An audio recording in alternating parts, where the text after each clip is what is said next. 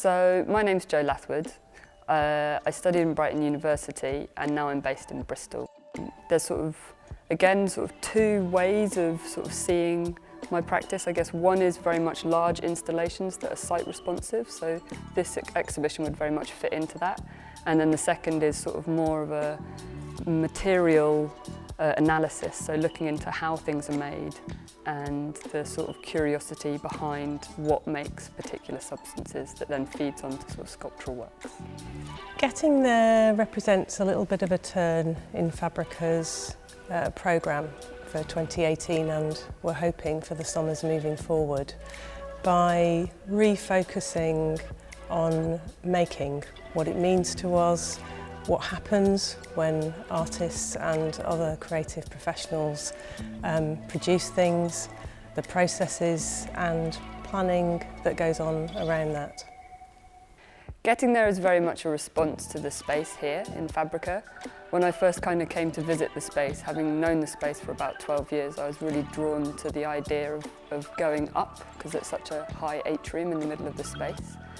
And I wanted to make a piece of work that began to emotively explain a journey, so to connect the physical journey with an emotional journey. So getting there really plays on ideas around endeavour and curiosity, and the fact that as humans I think we are always more happy if we're travelling or trying to get somewhere. The plan is to get there, the plan is to get to the ceiling.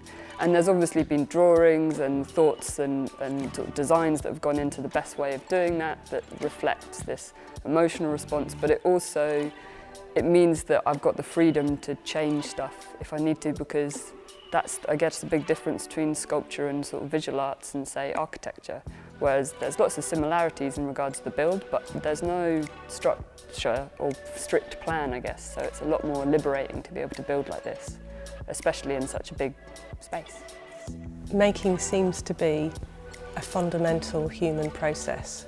And I think one of the things that we're really interested in Fabrica is, in the context of this amazing space, looking at fundamental human themes.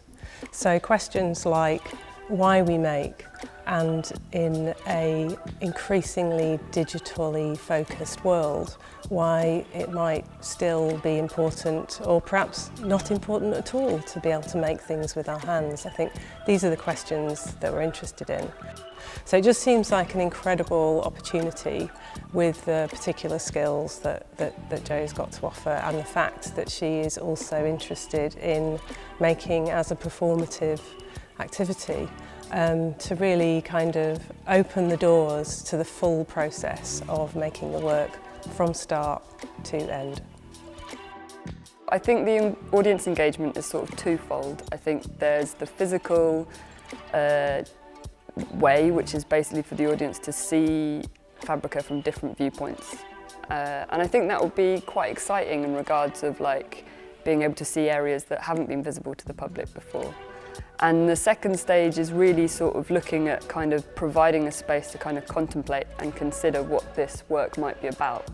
And it would be great, although it's obviously a large ask, if people then have that time to really consider that in reflection to their own lives. So why do we spend so much time constantly trying to do these quite big tasks? And whether sometimes it's better to just be satisfied in what we're doing at the moment, opposed to constantly striving for a bigger car or a better job and all of those things that I think is part and parcel of our culture. Yeah.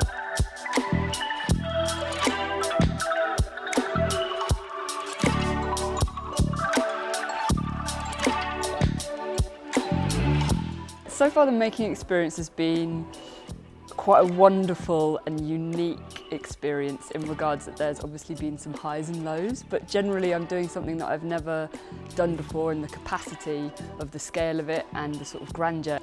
At the start, it was very much the biggest challenge was whether we would actually be able to get to the ceiling, and that was always an unknown. But then quite quickly, within the first 2 weeks, that became a reality, and that was oh, it's going to be fine. And then it was the next big thing was, are we going to be able to do this in time? because this exhibition is really focusing on the making process and sharing that, there is effectively, this isn't the end, there's still another part to it. And that's going to be how people interact with it and how the audience actually use it. And then also the deconstruction of it also plays a part.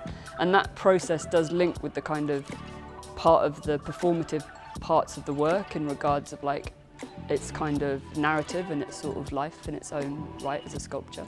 The nice thing is that all the materials are going to be used again in different projects, so it's kind of another life will be part of it, and there will be a satisfaction of seeing it all kind of back to its original forms of piles of wood.